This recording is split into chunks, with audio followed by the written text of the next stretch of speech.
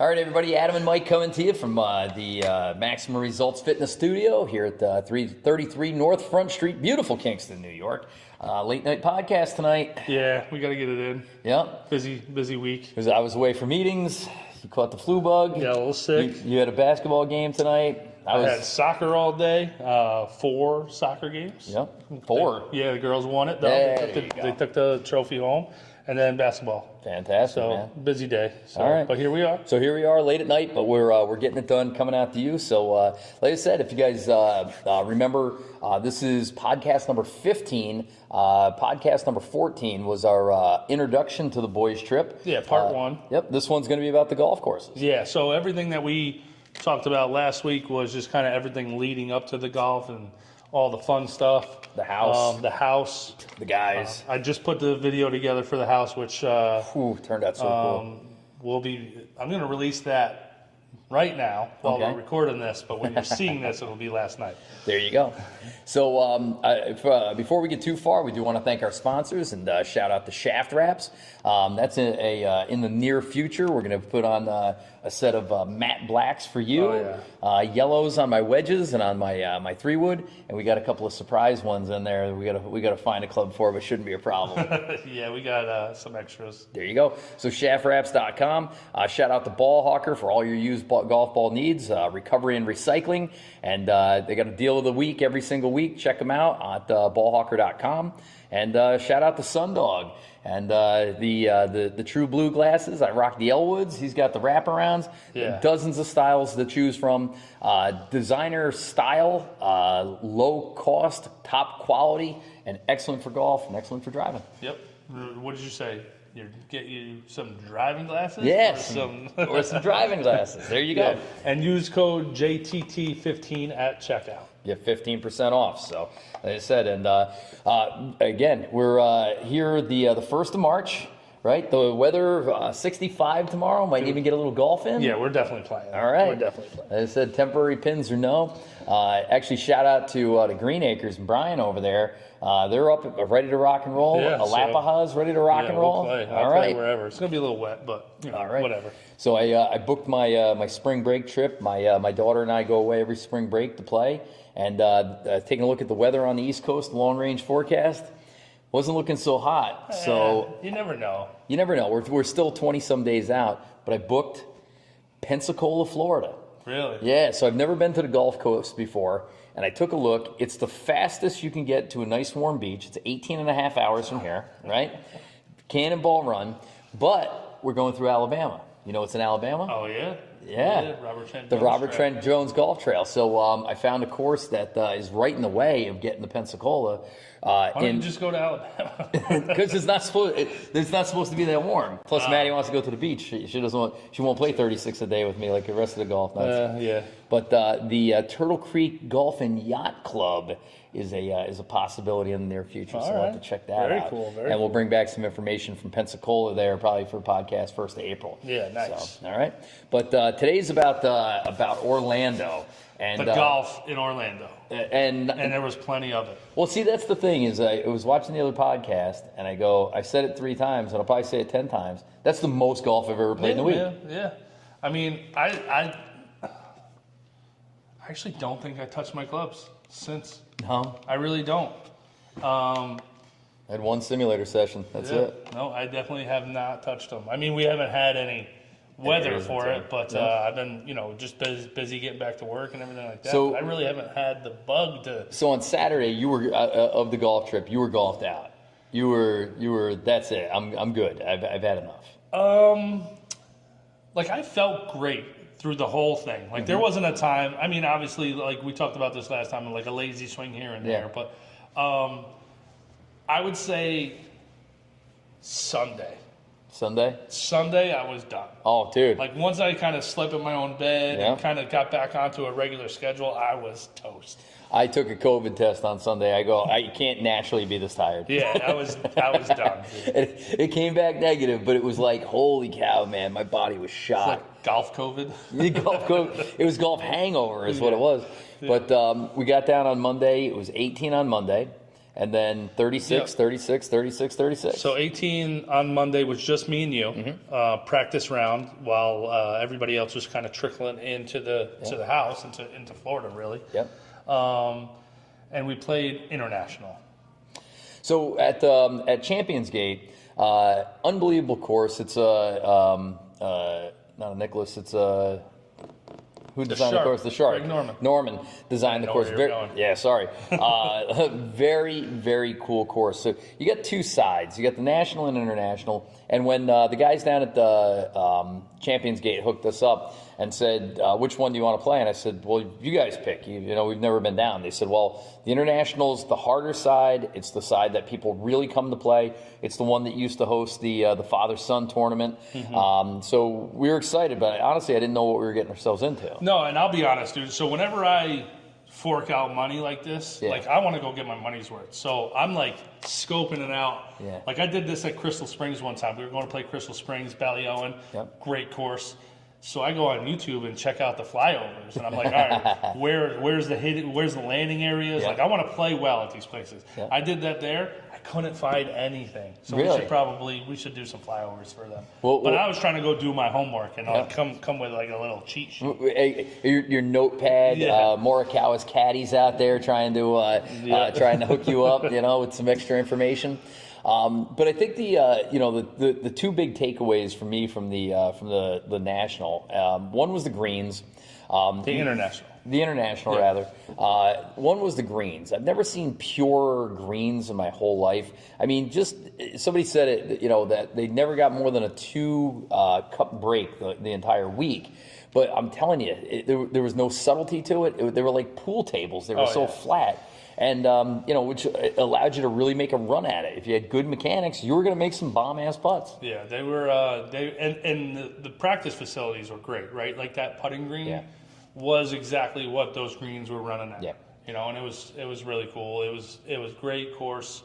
I think the names of them is set up perfectly. Yeah. Right? I don't know if we talked about that last week, but the international is more that link style, not a lot of like trees. No trees, a lot of sand. Yeah, a lot of fescue. Rolling hills and stuff like that. Yep. And then the national side was more the typical type Florida course, palm trees, Spanish moss, little ponds. Yeah, beautiful. Beautiful. Both sides were awesome. But the other thing they cautioned us up against the championship tees, which again, everybody seems to talk us out of it, which is fine. But the equivalent of the blues, not the championship tees, but the next ones up, they were a bear, man. Oh yeah, dude. that course plays hard. I mean, we talked about it. Let's see, par threes were 192. Oh, there's only one par 3 on the front. No, you're on the national. No, this is international. Is it? 192. I'm sorry, 192, 204, 216, and then 135. Yeah. And that 135, we both hit like six irons into, and it just ballooned up, and we both landed in the marsh. Yep. So really incredible course, and it is more of a link style. It's wide open. Unfortunately, no protection from the wind. No. The first 2 days we were there, wind was up. First day was 30 miles an hour. Second day was 20 miles an hour. Outside of that, it calmed down. It was reasonable. Right. And actually, on the last day, there really wasn't much, and it was enjoyable. Yeah. Not that it wasn't enjoyable before. It was just like, all right, now it just plays a lot different when you don't have a hybrid going into every single par 4. Well, especially too, you hadn't played in forever. Last time we played was at Thanksgiving time. We've been in the simulators, but you get out there, you don't get a chance to, you get a little warm up. The grass is different, and now you're tackling a course you never seen, championship conditions. And you got this massive wind. You had Tony Carter caddying around that first round. You keep saying that. I had the GPS in the car too. I can see how far the sand traps are. But the cool thing is that, like always, we play a match, and the blind matches will be posted separate, so we won't take the time to break down who won or what they shot. But we can take a look and think about that very first round. For me, it was a handful of things. Number one is we've been working hard all season on the driver. You can see from the time we went into the simulators, it's been about swing speed. It's been about tightening up the draw so there's not much of a hook there. And I freaking beat that club, dude. Dude, I think you hit 13 out of 14 fairways on our practice round. I remember one that you missed.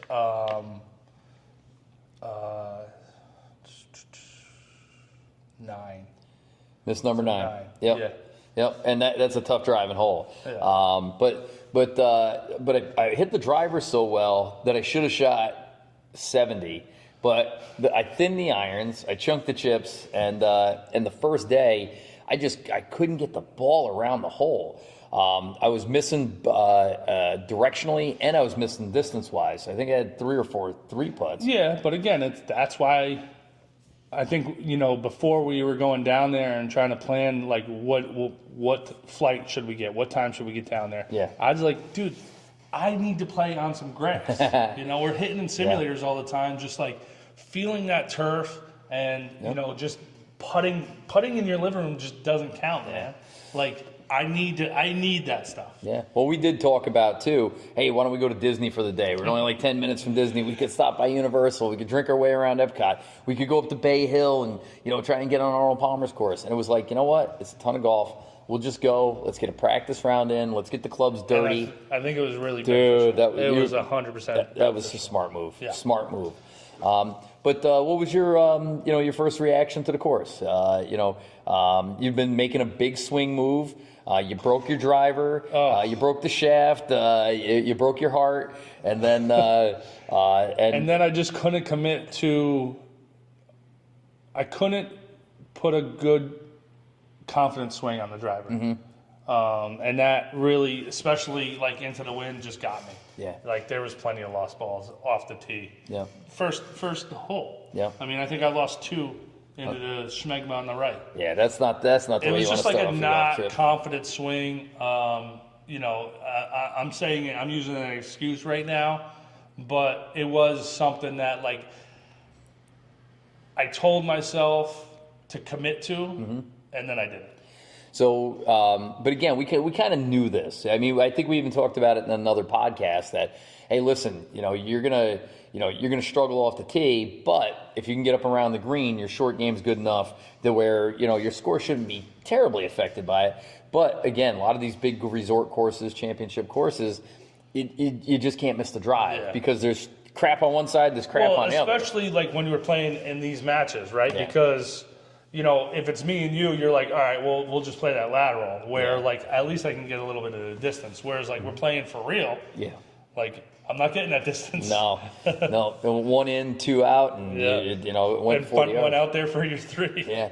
So how was your on the first round? We should kind of compare that to how we ended up the week. But how was your irons and your short game? I felt pretty good with everything else. Yeah.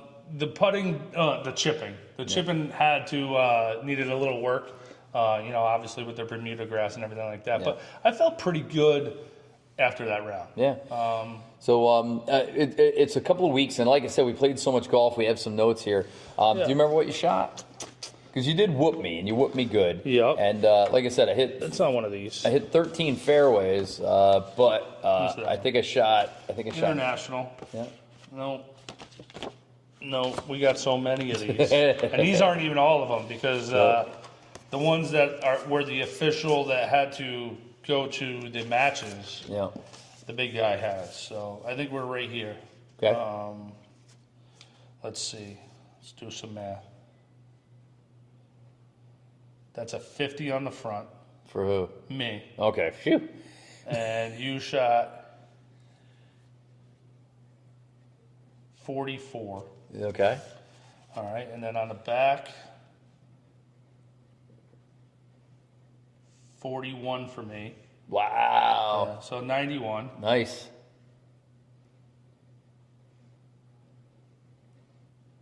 42. What did I say you had on the front? 41. 42. Yeah. Is that 83? 83. Okay. All right. Not too bad. It felt like a 93. Right. Yeah. I mean, honestly,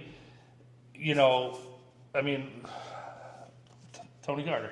Yeah. Oh, stop. Listen, he's a hell of a nice guy. He's a great guy. I actually messaged him a couple times. I sent him the podcast. He loves it. Very cool. Very cool.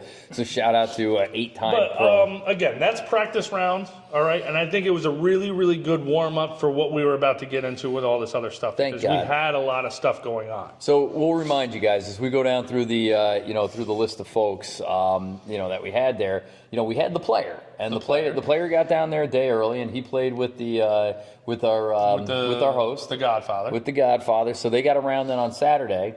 Money Mike there? No, somewhere else. Money Mike had gone to golf school in Florida to the Ledbetter School in January, so he had a little something under his belt. Yeah. But you got Party Boy who lives in Florida. He does, and he played the weekend before and was in a tournament and stuff. And he's probably used to that grass a little bit. Yep. So you got Margaritaville. Margaritaville. He hadn't touched the club in anger, and since the season ended. So it's by September. The General, I don't think had played this winter either. Yeah, and he just had I think he's got some arthritis going on in thumbs. I think he had shots in his thumbs and maybe shots in his back. All right. He's happy that he finished. Yeah, dude. I'll tell you, and we'll talk about it here. But his game came along, and that's what I was kind of getting at as we go through here. Is that you'll see, everybody's game kind of evolved or devolved depending on who you were talking to. So it was exciting because then getting finishing up in the International, I was like, wow, that's really not the kind of course I was expecting. And we got back to the house, they said, no, the National is completely different, 100% different. I said, okay. And then I had no expectation for Friday's match. So we get out on Tuesday morning. We're 8 deep, 2 foursomes. We get the first and second tee time of the and they don't mess around in Florida with. Oh, no. With pace of play. Oh, jeez. You know what? I was winded, and I was in a cart. So your first match. It was me and you. Yep. Versus. Who did we play? Uh-huh. You got it on your phone. Yep. So you and me versus. So now here's the deal with how everything went. There's 8 guys. We're playing 8 rounds. Your partner's with everybody at least once, and the person that you start with is also the person that you do the last round with.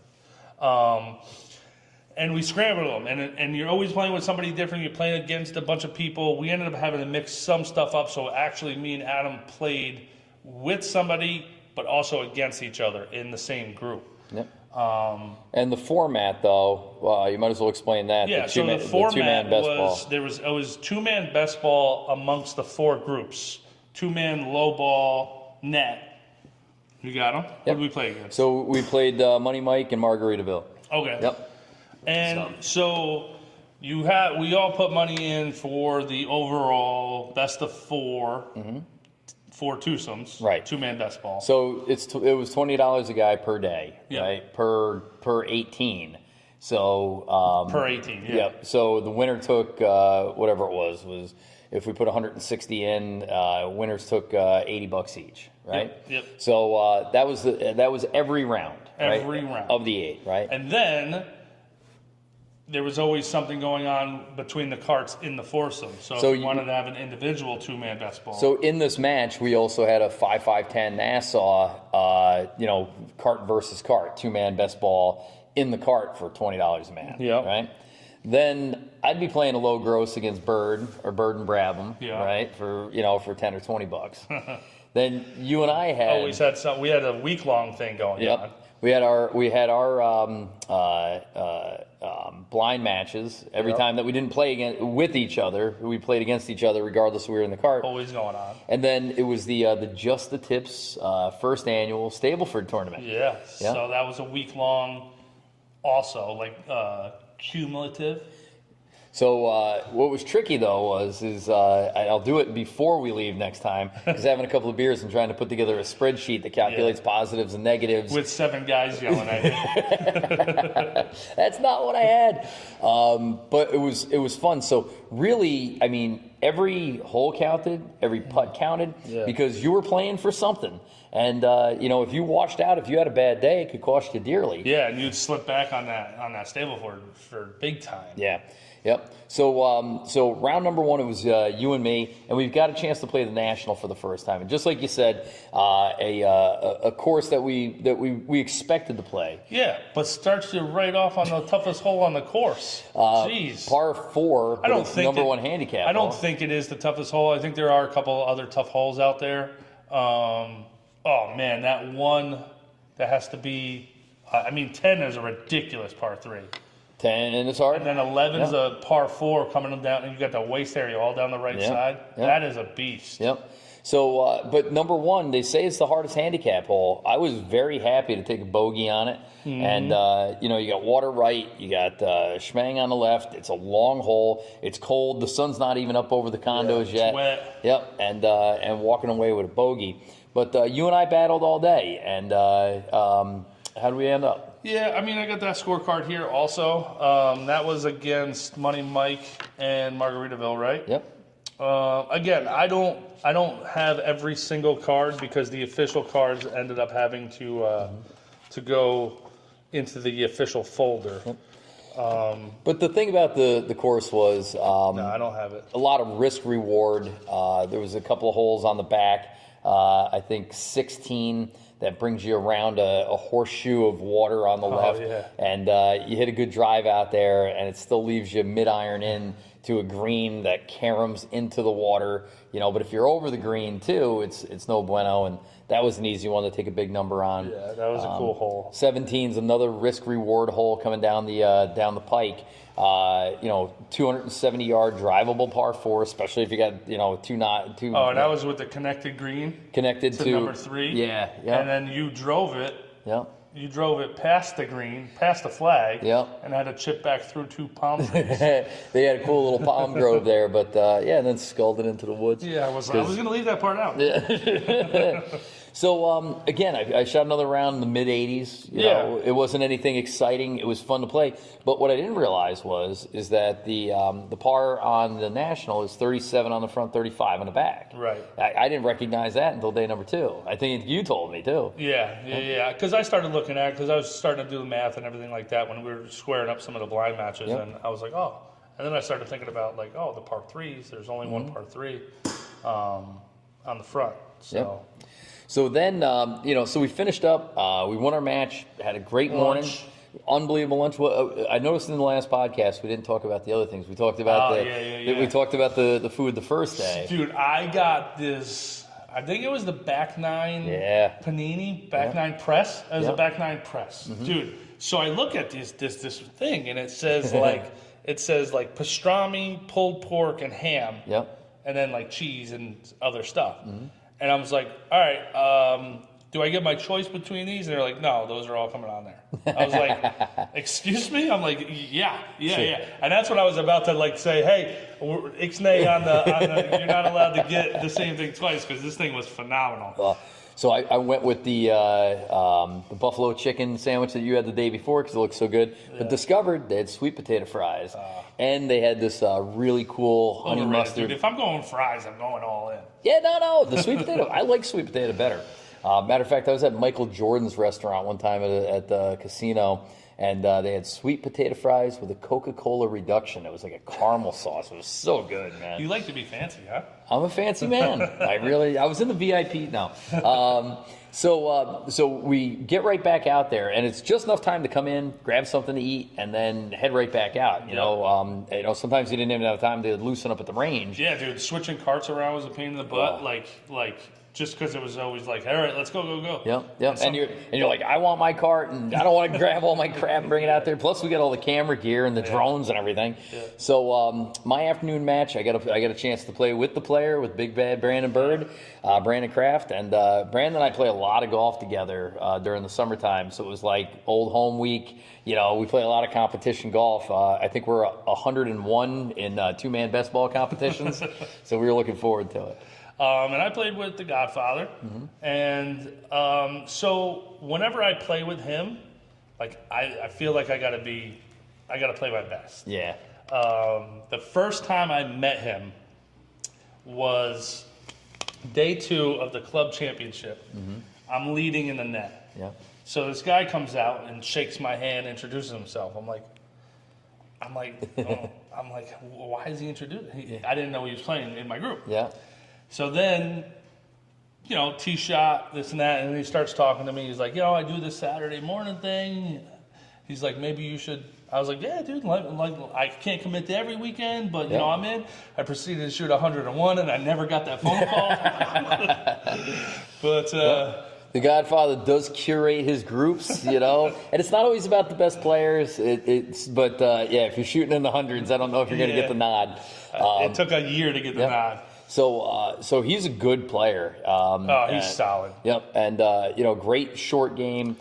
Smooth swing. Yeah. And he pipes the ball out there. Yep. But he's just got a really smooth, effortless swing. So he's got a couple of things that are preventing him from swinging 100% right now. But he was one of the longest hitters on the course for years and years. He's come back a little bit. Hopefully, once he gets himself back together, this summer he'll be I think, the old Godfather. I think we both we didn't ham and egg it like we should have. Mm-hmm. I think, I don't know, maybe something was off with us, like maybe being the first day of 36. Yep. I don't know, but I think we ended up losing our match, or maybe pushing like the overall or something like that. Yep. But we struggled, but we had a good time out there. Yep. So Bird and I both shot in the low 80s. And when he's a 2 handicap, so when he shoots in the 80s, he wants to throw himself off the highest structure he can go to. We had a button at the house that you had to press and then open the door, and that way kids don't fall into the pool, or golfers who shoot 2 handicappers that are shooting the 80s don't kill themselves. Exactly. So, but it was so good to be out there with him. It was so good to spend the afternoon with him. I like the way Brandon plays, because he's very methodical about the way he goes about his process. So it doesn't matter if we're playing our home course for the 100th time or playing a brand new course. It doesn't matter if we're playing in the rain, the wind. His game is super steady, and that steadies me when I'm with him. Like I said, I don't rush when I'm with him. I know I can take my time. I know he's going to check the putts from both ways. And again, he's such a pleasure to be around. It was just a lovely round. I can't remember if we won or lost our match, but it didn't really matter. It was just so much fun to play. Yeah. And we were back out on the International, so that was our second look at it. And again, little less wind, but I think as that sun started going down, it picked up. Yep. Picked up a little bit. What's the par 3 on the back? Switch to the other side. Yeah, is I think it's 12, right? No, 14. So 14 is this. It's this really cool tee box, because it's a little bit of an elevated tee box out and it must be dead in the center of the golf course. And the view over your shoulder is this white megalith of the Omni Hotel that kind of just sticks up. So everything else is flat and green and brown, and then this beautiful white hotel sticks up. But then you get up on the tee box, and it's 230 yards into the wind. It's surrounded by, it's a big landing area, big enough, but it's surrounded by marsh. And it's got a little pop bunker right in front. Right in where And then a long waist area down the right. I was in that one. And you do have to carry it 180 yards. Yeah, because it's all marsh and swamp, and you're like, what the hell is this? I mean, it's like if somebody were to paint that, it wouldn't be the prettiest hole. No. But I mean, if you think about everything you just described, it's like a ridiculous hole. So you got a 2-club win in the face, and it was playing, like I said, every bit at 230. And I'm sitting there, I'm going, I gotta hit the driver. Yeah. So I took the 3-wood out, and I think I hit the greatest 3-wood I ever hit. I knocked it right on the green. Yeah. And and ball mark and checked up and. Margaritaville hit a 3-wood there, and dude, I thought this thing was going in. The way it landed, I'm like. Yep. It landed on the backside of that pop bunker, and I was like, dude, that's going to kick it a little forward. It's going to go right in. I'm like, I guarantee that's in the hole. I'm telling you, I remember you guys saying it was close. Dude, it was close. On such a ridiculously long hole, especially into the wind. But I don't think I parred that hole all week. No, there's some cool holes. That hole took some big numbers. My partner had a catastrophe on that hole. That's the hole that took him out from having a round in the 7th. Actually, the one time I think I parred that hole was against you in maybe with you in the first round. Yeah. So it's a tough hole. So day number 1 was in the books. I mean, got a good look at the International, got a good look at the National. 2 unremarkable rounds, and then we go home. Yep. chill at the house. Yep. Cook food. And come back next day. Do it the next day. Yep. So we start again on the National in the morning. Yep. Same thing. It was like Groundhog's Day. Sun's coming up. Except now I think I'm playing with Bird. You got the player. Now I played with Bird with him as my partner one other time, and I played like absolute garbage, like garbage. Like I think I shot 100 at Wilmer. Yeah. Yeah, and I don't forget it. And so this time I know, I'm like, all right, forget about it, block it out of your mind, and just go out there and play. And now this is my second look at National, so I played a little bit better. There you go. And actually held my own pretty good. Nice. So I got the Godfather, and I played with the Godfather a bunch, but I know I have a secret. I know something about him that not everybody knows, right? He's your partner. He's my partner. Okay. Right? He has to drive the cart. Right. If he doesn't drive the cart, we will not win. And it's not like like a superstitious thing.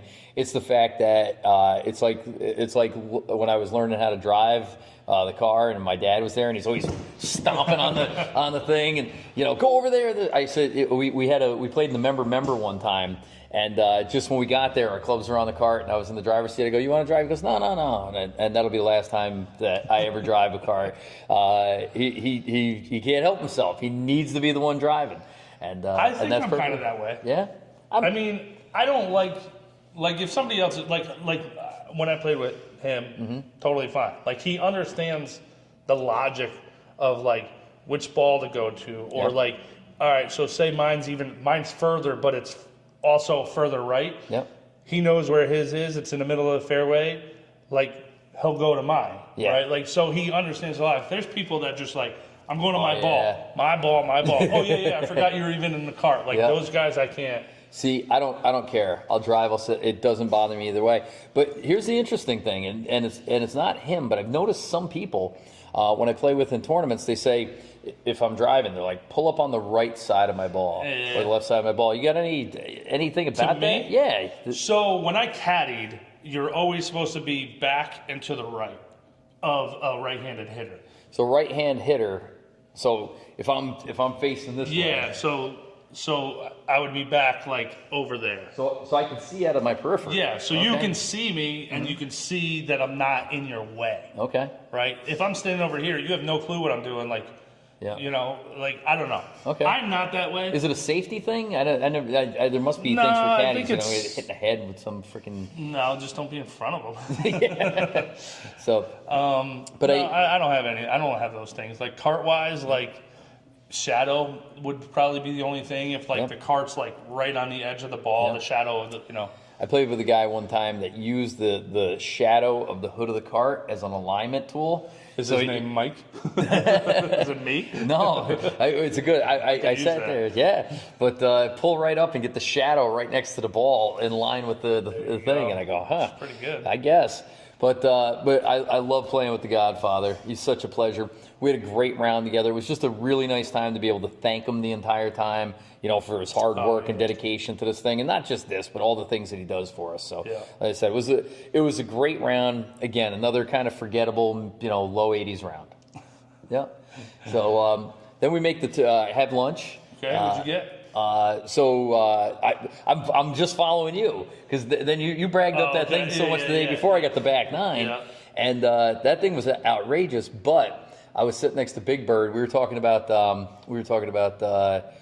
facial care and moisturizing and our bathroom routines. I remember that. If you let me, we'll upload that right here. I had to go to the other side of the table. It's like. Well, like I said, when you have delicate skin, and when you're in sales, and this is your toolbox right here. Yeah, you gotta have a little vegan, unscented, low oil. But I had the back nine, sweet potato fries again. It's unbelievable. I think I had a cheeseburger. Cheeseburger? I think it was a double though. It's an automatic double. Automatic double. Yeah, right? they're they saw you coming. It's like my par four automatic double. But Bird introduced me to the chicken finger there. He was getting chicken fingers and fries like a 12-year-old, and I'm like, and he's like, have these. But they bread them in something different. They're like double breaded.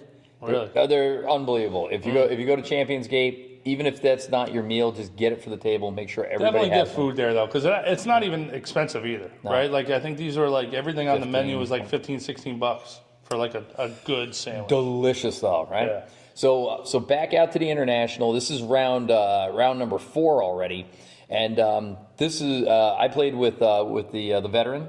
With the general. Again, I've played with him many times. Yeah, I love this man to death. I know we're going to have a good time. I know we're going to have great cigars. As a matter of fact, he had the Rocky Patel Java, which is real hard to find, the red label. He finds them special places and brings them out. And then you should be having one right now. Ooh, I was in Syracuse this week, and they put in a new cigar shop, and I had a My Father with a couple of us hanging out, and Nice. that was that was good. But We're going to come out with Just the Tip cigars. Just the Tips cigars, the Just the Tips cigar lounge simulator and gym. I like it. Yeah. It's got a nice ring to it. We got to work on the marketing. And sauna and spa. And spa. Just at the end. Turkish bath. But you had Party Boy, man. Yeah. So. And you had him in the afternoon. Yep. And listen, we had a good time. He hits the ball very far.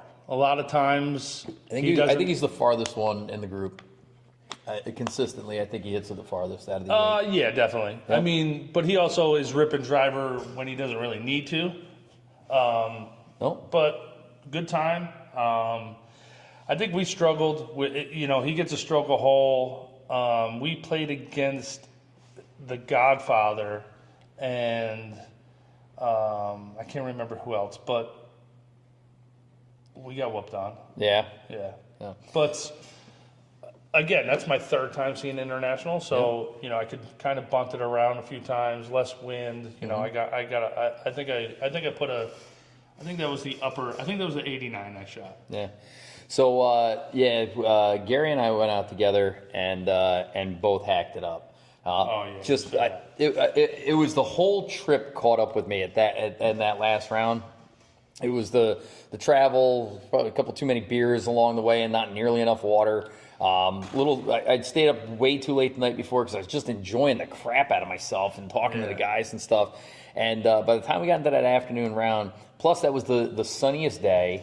I had pants on that day. Yeah, I rocked the shorts, move. but the international, no trees. You're just exposed to the sun for 4.5 hours, just getting baked on. I think I played the entire last 12 holes without my hat on, just so I could try to even out.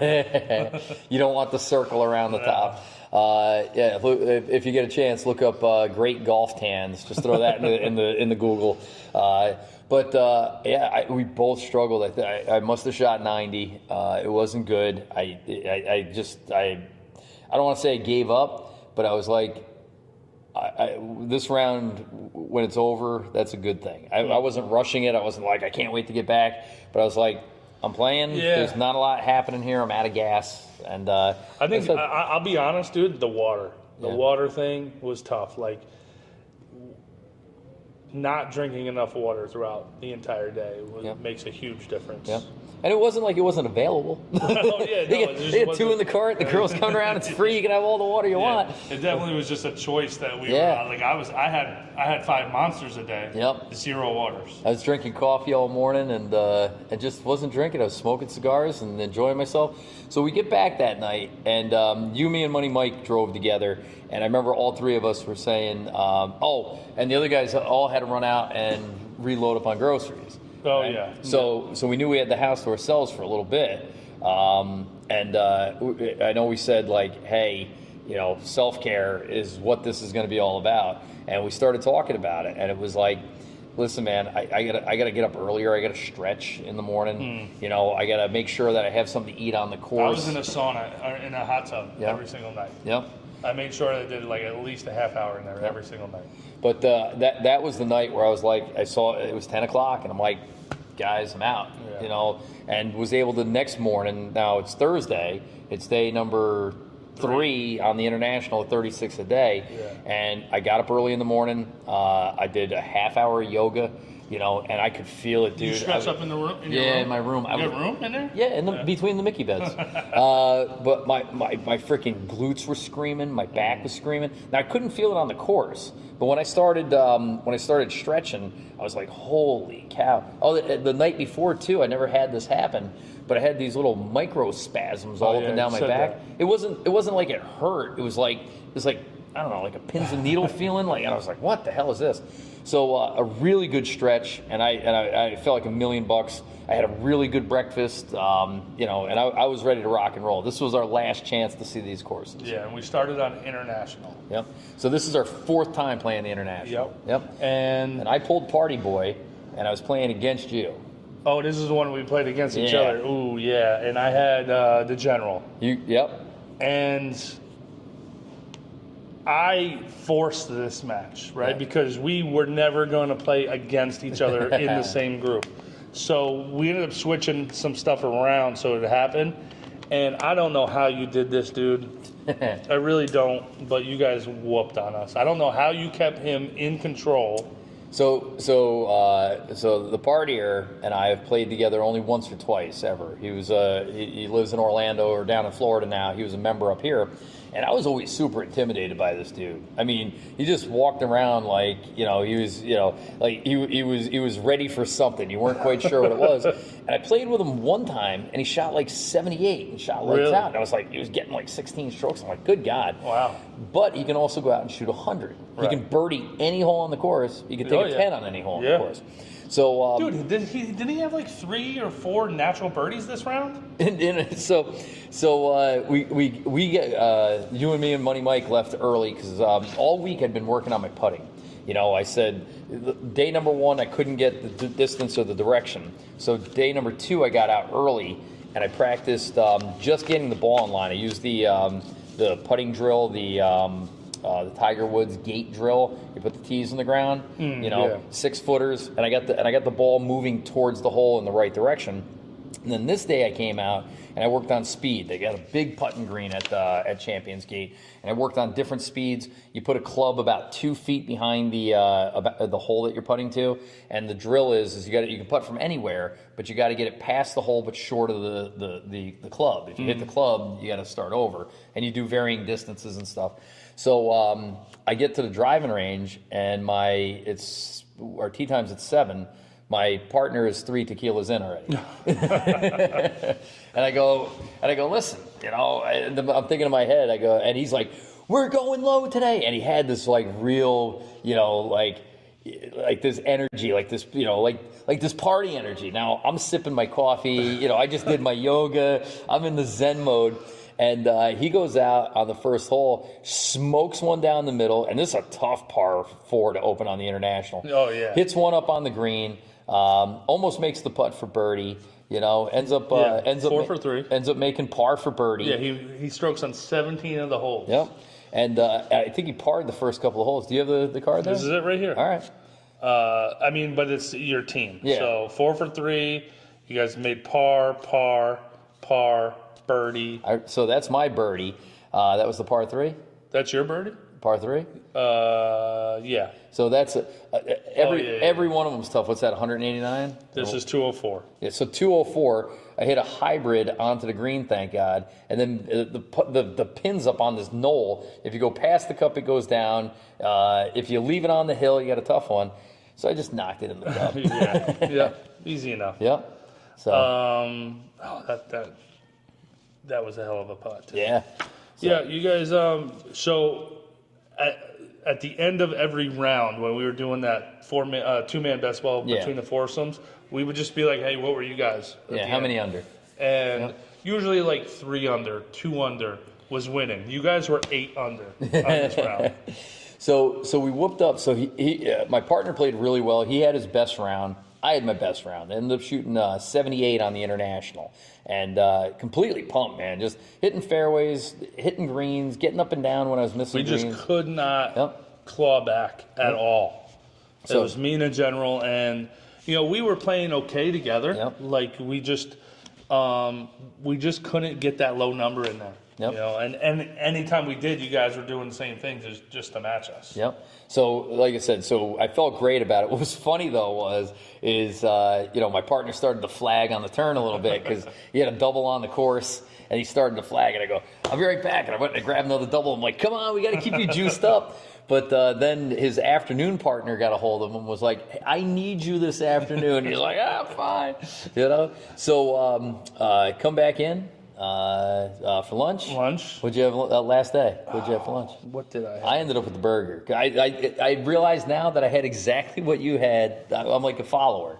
Everything I saw you had, I wanted. I don't know what I got the last day. I have to think about it. No, you I didn't. probably have to. Oh no, I think I went to the buffalo chicken sandwich again. Back to it? I went back to day one. It was a good call. Yeah. So our last round was on the National. It's a beautiful afternoon. Oh, it's perfect. It's like 72 degrees, little white puffy clouds. Yeah. I had Money Mike as my partner, and Mike and I have been getting along so good. All three of us were just having a blast. So I was really looking forward to this.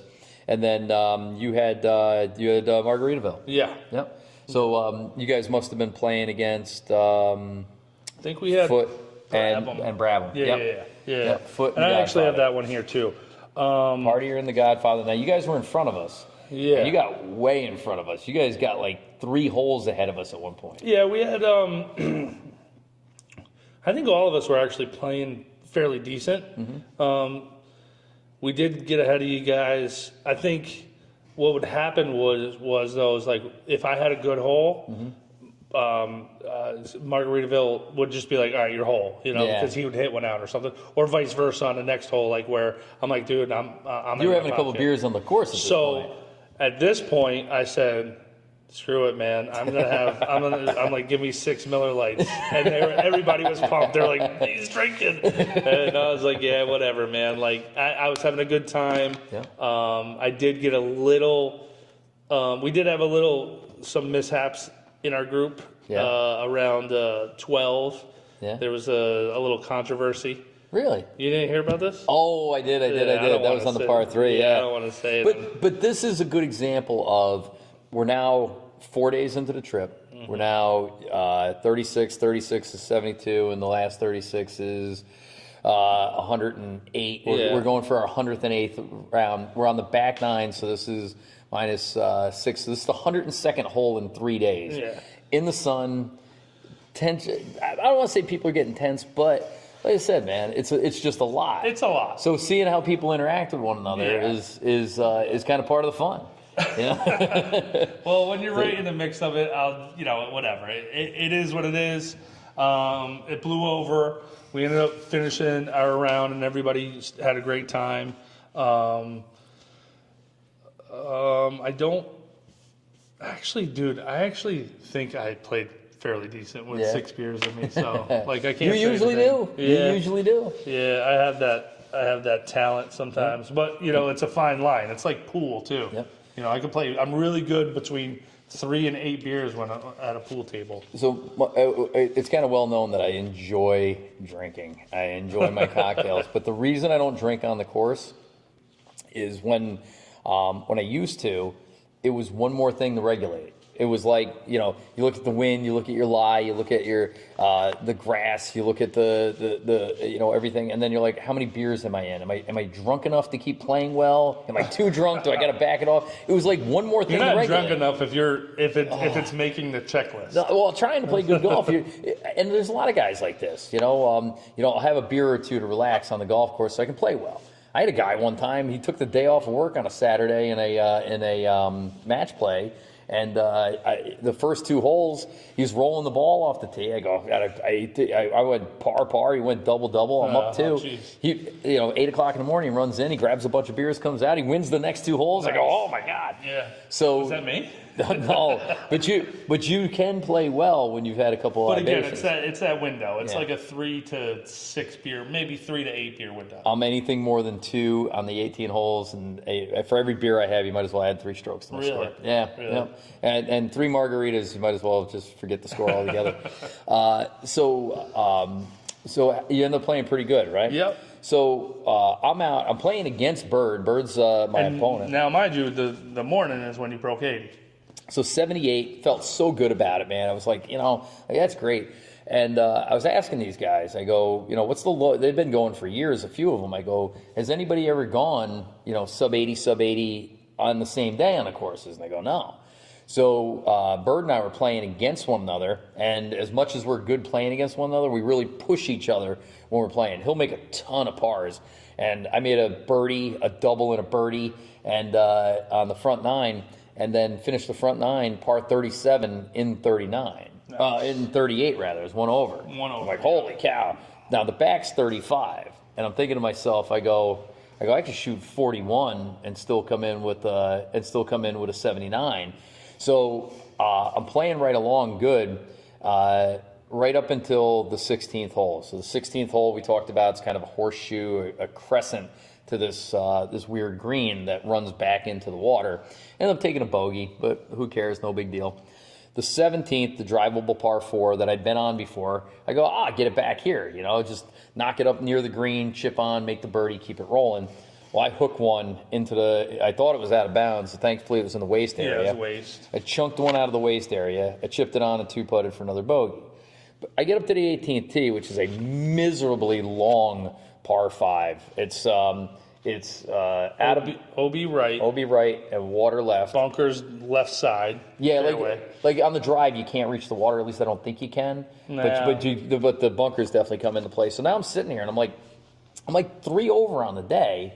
I go, if I get a par, it's like a 75 or a 76. I go, a bogey is a 77. A doubles is a 78. There's your problem right there, dude. You started doing math on the tee box. So I go, let's get a par, and then the thought of hey, I'll even get a birdie here. I'll get a birdie. All right, all-time great score, right? So I hit a really good drive. It just runs out of the fairway, and it runs up into one of the fairway bunkers. And I go, no big deal. I'll knock it out of here. Well, I don't know about you. I struggled out of the fairway bunkers all week. They're, we don't have a lot of fairway bunkers, so I don't really have that shot out of soft bunkers. And it's, I've learned now it's kind of leaning forward, ball first. Yeah. I wasn't, so I'm swinging with a 5-iron and the ball's going 30 yards. So I'm looking. I got 380 yards, and I'm hitting 1, 2, hitting 3. So I take out the 3-wood, which I've been hitting from this space all week, and smoke it out of bounds. But I didn't know it was out of bounds. I drove all the way up to the right to find out that I hit it out of bounds. So I'm going to drive all the way back. I probably have all this on camera. Do you? If I was in the group ahead of you, I was always setting up the camera and just looking back. So 1 in the trap, just chunked out number 2, 3 in the woods, 4 back. I'm now hitting 5 from 380 yards away, right? Bottom, my game. Hit it up in the fairway, hit it over the green, chip on, 2-putt, smooth 9, 81, right? And I was playing against Bird, and he's a competitor. He's had some some blow up rounds like we all have. And he looked at me and he came over and he gave me a hug because he knew he just knew I was devastated. You put too much pressure on yourself, dude. I don't think I did. I don't think so. I think I was tired. All right. I'm going with tired. Okay. All right? I'm not going, no, because I'm a closer, I'm a finisher, I'm a very good bowler, very mentally tough. All Swedish, no finish. Oh, jeez. But it was funny because we did get in the car later, and I said, just very dark humor though, going, this is what it must feel like to lose a parent. It's that sad, or is this what it feels like to write an alimony check every month? Oh, yeah. So, but still, now we got one more. So again, 78, 81, I'll take it. Yeah, not bad. Cleaning up on money. Exactly. Yeah. So last day, we get a chance to go play the Arnold Palmer masterpiece that's known as Shingle Creek. Shingle Creek. Any reason why it's called Shingle Creek? I don't like that name. I got to be honest with you. Really? I don't. It sounds bad. It sounds. I don't know. Look it up. Yeah. No, I didn't really think about the name, but I love the course. Oh the course is ridiculous. So. Rosen, located at Rosen Shingle Creek. No, I don't know. Probably the name of the creek, but I'm like, I don't know. I get this image of industrial waste, like somebody just taking roofing scraps and throwing it in the creek. That's what comes up in my head every time. Beautiful course. Couldn't be the opposite, right? Beautiful setup, getting there, huge hotel, awesome clubhouse. I mean, I think we talked about the clubhouse last time a little bit, but a different set of luxury I'm not used to. I got to be honest with oh, dude, like, like we'll talk about the food at the after. Yeah, but so the big thing was great practice facility, really good range. Putting green's gigantic and beautiful. Sun coming up over the putting green. They got the nice definitely carts. had more than 2 cup breaks at this place. Oh, geez. Undulating greens. Rolling and undulating. Yeah. I think is the... Dude, snack shop. I got a breakfast sandwich there. It was amazing. Did you get one? Yeah. Dude, amazing. So very happy. Good setup at that snack shop. Drive up snack shop. Yeah. That's the move, right? And you could order from the course, on the 8th hole, but you didn't need to. You go up, they got everything right there, you throw it in the cart, you keep going. I don't know if we mentioned this, though. Both courses we played, or all 3 courses we played, didn't have a traditional, 9 on the turn. Yeah, kind of weird. I mean, Shingle Creek's was after 7. Yeah. Did you come by there? Yep. And what was it? And the National just didn't have a break. You just kept going. Yeah, National did. I think International did, though. International finished on 9. Yeah. You had to go across the parking lot, and it was a little funky. Yeah. But National, you either play 18 holes or I guess you die. You just don't come back off the course. You're going to play 18.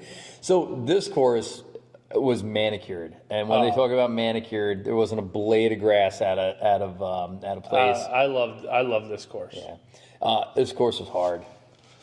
Was it? You think it? Yeah, I think it was hard. Yeah, okay. I agree with you. So, opening hole, pretty reasonable, par 4 with water right. You can get in and out of there with a par quick. But then you come right into this second hole, this par 5. That is a 200-yard carry, a waste bunker on the left, Dude, and marsh. Water, waste, rough. Yeah. And then fairway. I had a really good drive into the waste bunker, and it rolled out in the waste bunker, and I was equidistant with the beginning of the fairway. I think if I would have hit it in the grass, I'd have been short of the fairway. Yeah. And I pumped it. I didn't reach the fairway either time we played it. And so getting off of that hole was a big deal. The par 3s here were ridiculous. So par is very ridiculous. So the first one was number 4, right?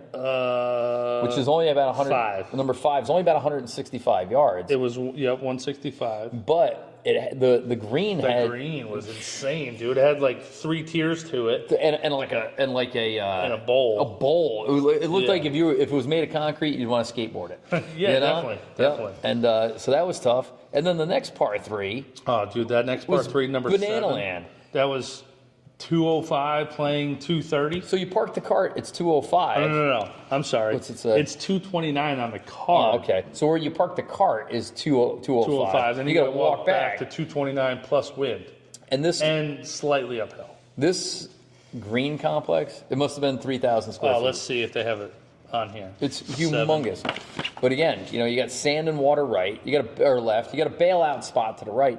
But this the depth of this green is 41 yards. The 41 yards. Yeah.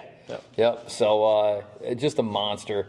And then the 9th, the finishing hole 9, that's the first hole I didn't finish this year.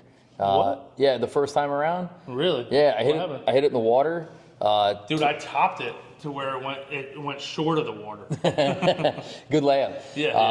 I think I made a 5. Did you? I took whatever we were given from Max's that day. And then the back 9 is... The back 9 I like a lot because there's a lot of risk-reward holes out there. Yeah. There's ones where driver's not the right play, but it's the right play. Yeah. No, I definitely see that. Like number 10 I think was a cool hole. It had like this entire bunker complex in front of the green that it like hid the green behind it. It was really, really cool. Yep. I mean, I didn't play it well, but it was really cool. I like the design of it. And there was, what was the one with the Men in Black building on it? I think that was 13. 13, the backdrop is this industrial 10-story building, but it's grayed out. And if you ever see Will Smith go into the MIB building, 12. Yeah, I'm like, that's where Will Smith was in there. But it's a nice backdrop. And I like that green was kind of tucked into that corner there too. It was pretty cool. And then you come to a good solid par 5. A risk reward par 4 that par 4 is really cool. Should be an iron into a short iron, a mid iron into a short iron. But we had some wind in the face. But it's definitely just a driver. Yeah. You know, water right. Yeah. But then that last second to last par 3. So you got that par 3, 15. Yep. So that's like 170. 160 on the card. 160. Yeah. So water dramatically right. You got to carry a little bit of it. No, left. Or left. The green is like a taco shape. But the green slopes, all these greens, they slope right into the water. But then over it is a dirt cart path. To the right, up the whole right side of it. Yeah. So I birdied the hole. Yeah, I did not. No, I parred it the first time around. I hit the green. I was closer to you, so I win $1 there.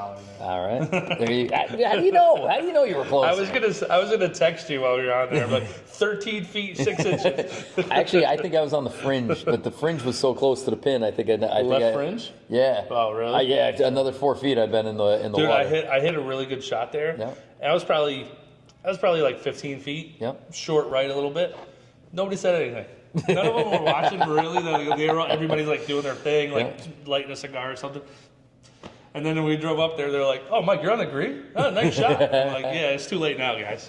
So short par 5, and then the 17th is such a hard par 3. So I actually like number 16, that par 5. I did too. It's a pretty cool hole. What's it on the card? 485. 483. Yeah. So again, it's gettable, except for the fact that it's got a big collection area down on the right in front of the green, and it's this big rounded green. The green protects the hole. Very cool hole though. Yep. But I like how it like everything's going this way, and then this one's like, nah, we're gonna shoot you out this way first, and then you got to come back over. It was pretty cool. Yep. But 17 kind of reminded me of like a Pete Dye thing, because it had the railroad ties holding it up against the green up against the water. Yep. The first time, and this hole's playing long. It's playing 200. Yeah, dude. I think I hit a 3-wood there. Big giant 2-tiered green. I hit it on the green and spun it back off over the railroad tie and down into the water. Did you really? But when I got there was probably 2 feet of like shoreline. It's like sand, and there was all seashells there and everything. Yeah. But the ball's sitting on there. But it's this high, and the ball's here. And I'm with Party Boy, and he goes, "You got to try and play that." I go, how am I getting the ball up that fast, right? And I'm like, and he's on the green. I'm like, all right. And dude, somehow I extricate this thing and open club face. I played it like a bunker shot. Somebody filmed this? No, of course not. Oh my god.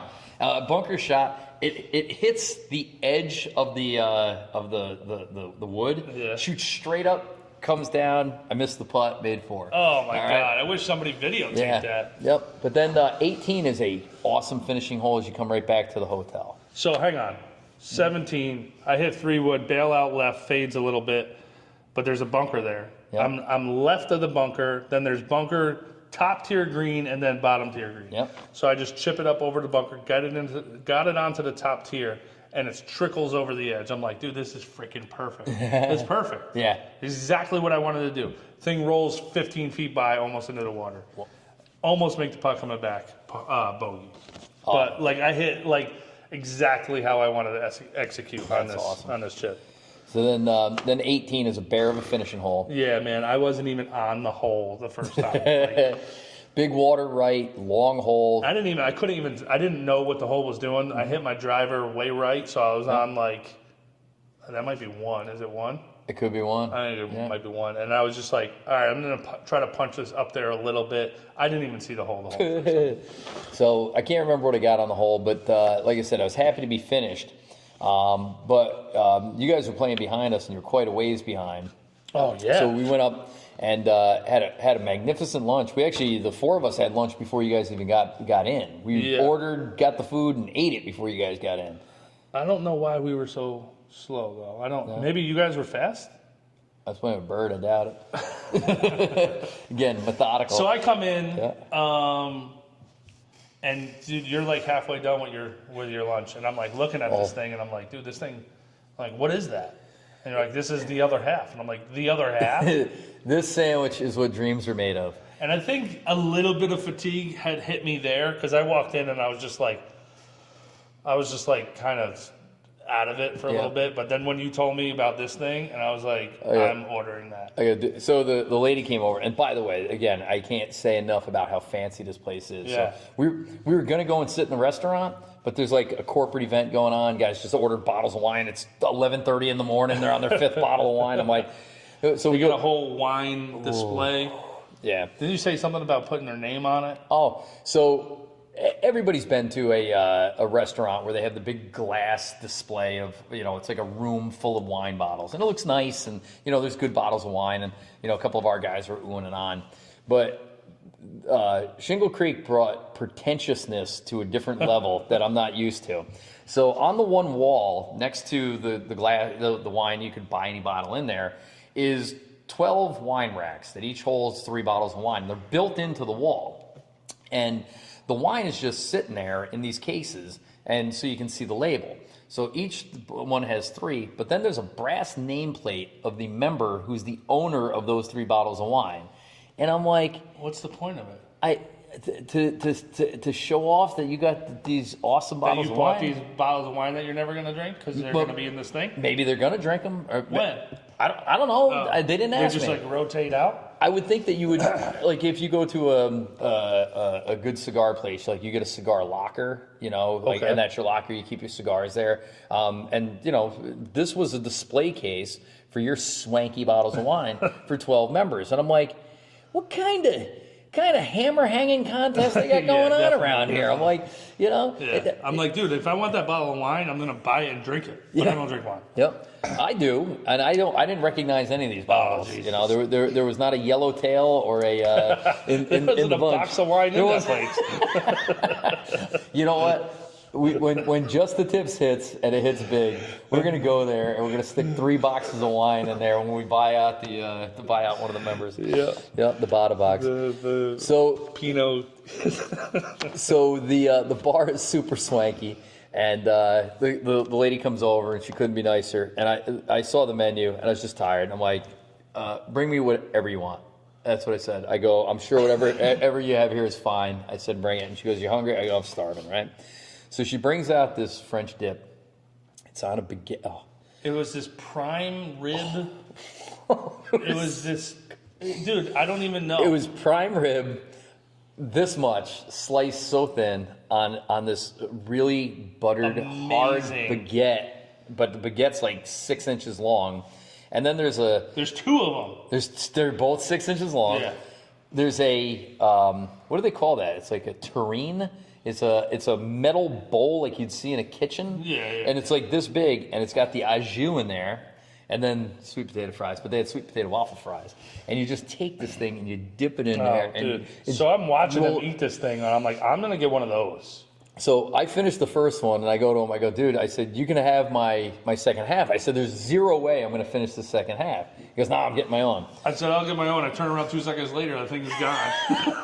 I wasn't even hungry. I was so full, but I couldn't, I just wanted to eat this thing. It would have been complete disrespect if you let that thing go to waste. I left there, and we had about 20 minutes before our tea time. I went out and saw the car kids. I go, where do you guys take a nap? The guy goes, over by the volleyball court. Nobody's ever over there. And I went and found a shady spot and laid down for 15 minutes, man. Dude, so that's the first meal of my life that I didn't finish. So I didn't eat the fries. I ate, and I need to eat the main course of the thing. So I ate both of those. Yeah. But I couldn't touch one.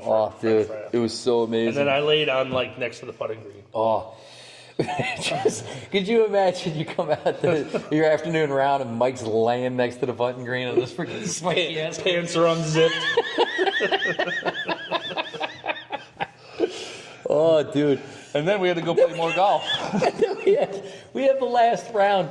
And the cool thing was you and I got to play together in the last round. Yeah. As partners. And we got a lot of footage of that as well because we knew it was the last round. Yep. and we still had our match together too. So we got a chance to play against each other. We got a chance to play with each other.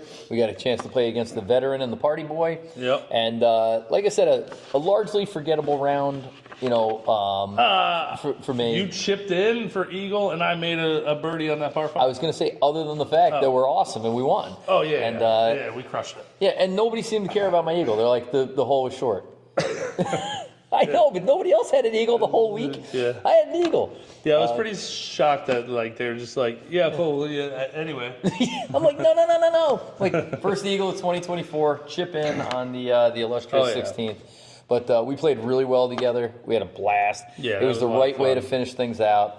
And like I said, man, I couldn't wait to get back to the house that night and relax. Well, we got a lot of footage that I thought was a really cool idea where we were talking after every hole. Yeah. So we're gonna put that together. So that's gonna be fun. Yep. I think Shingle Creek was an absolute amazing golf course, amazing setup. The pro shop was amazing. I'm glad it was closed because I could have easily spent. Yeah, well, I would have just rang the credit card up, to be honest. I walked in there. I was like, I need a blue Titleist hat. It's something I'm missing from my wardrobe. And I saw a blue Titleist Shingle Creek hat. I picked it up. It was $58. Yeah. And I'm like, some of their stuff was so pretty though. Like, dude, they had a couple of pairs of Adidas shorts that I was looking at, and I was like, I'm gonna try these on. I'm like, if I didn't get rushed out in the morning, I would have been trying like 6-7 things. Oh, but I watched the guy drop $2,000 in the pro shop. That could have been me. He didn't buy clubs. He was buying clothes and balls. Oh man. Yep. So, but I mean, the courses we played were unbelievable. I mean, we're very, very, very, very lucky. That was a hell of a trip. Like I've said 100 times. My clients have asked me when I came back. They're like, "How was it?" And like, in all honesty, was perfect golf. Yep. Perfect weather. Perfect group of guys. Perfect trip. Yeah. So there's nothing. I mean, it was off perfect house. The house. That sandwich. The sandwich. Yeah. Food. The eagle.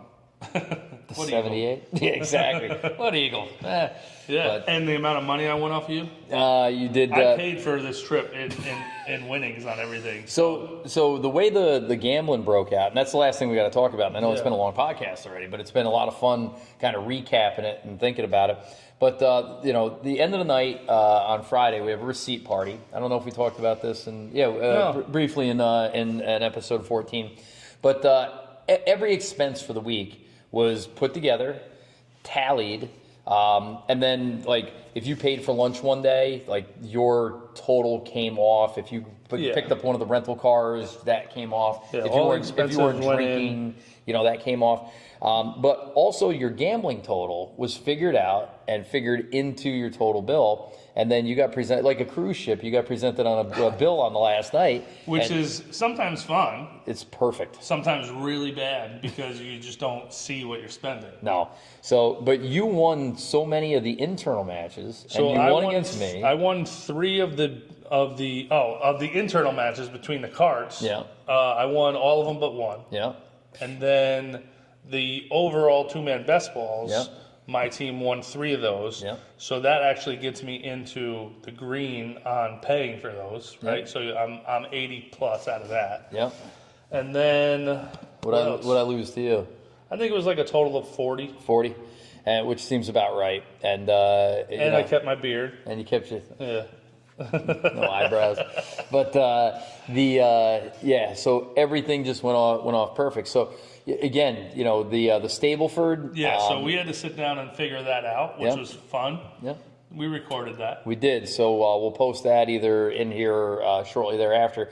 But we bought a Champions Gate flag. We had everybody sign it in blue Sharpie, and that was the prize, along with some prize money for the individual Stableford winner. And I'm proud to announce that none other than Big Bird Brandon Kraft took home the player, man. He took home the and it was tight. Stableford. It was tight. You were runner up, right? I was. But you figured that eagle.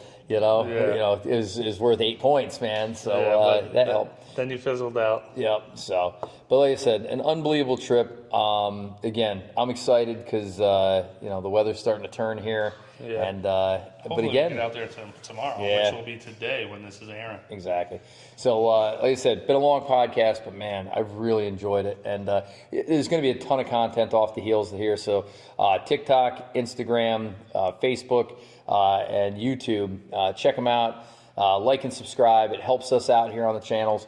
We're building a nice followership all over the place. Again, if you guys have a match that you want us to play, a gentleman in Boston reached out to us. So there's a guy up near Oswego, which is by Lake Ontario, we're talking to. Yeah. But our first match of the year is scheduled. Yeah. Yep. First weekend in April? On April 6th.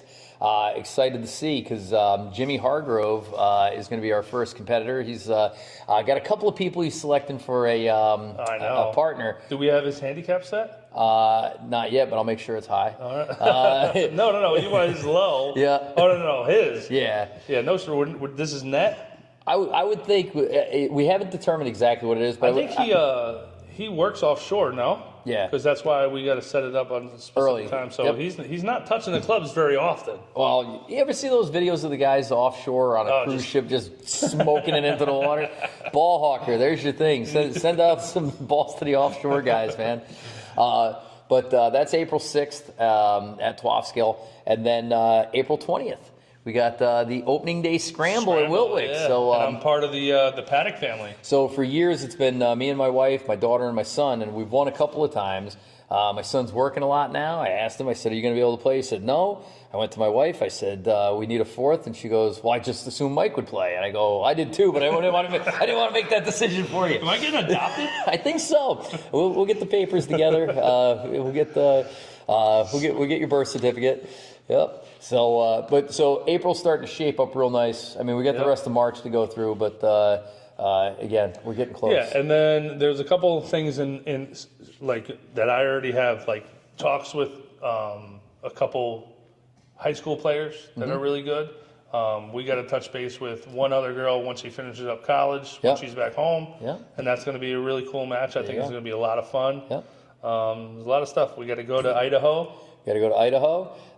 We're the family trip to Myrtle. Myrtle. Yep, which we got to start booking now. Yes, we do. Because the following weekend, I will tell you, we just got softball schedule is Hershey Park the next weekend. Oh, how cool is that, dude? Yeah, you guys want to go? Yeah. And then we'll play golf? Yeah. All right. the answer is yes. Exactly. That'd be cool, man. Pennsylvania. You know what's down there? Hershey Park. Gettysburg. Oh, yeah. Always wanted to go to Gettysburg. I can't get anybody to go with me. Yeah. They got the midnight ghost tours through the battlefield. Really? Man. I'd love to go and do that. So you gotta get dressed up like an old soul. You don't have to. You get to. Oh, you get to. Yep. You get a lantern. Plus nice. the breweries are there. So anyway, all right. Good one today. Really, thank you guys for if you made it all the way to the end. Give yourself a round of applause. But I think recapping this did me a lot of good. It gives me the warm and fuzzies. Yeah, dude. I'm pumped. There you go. Well, you're pumped. I'm Adam. I'm Mike. Just the tips. Yo!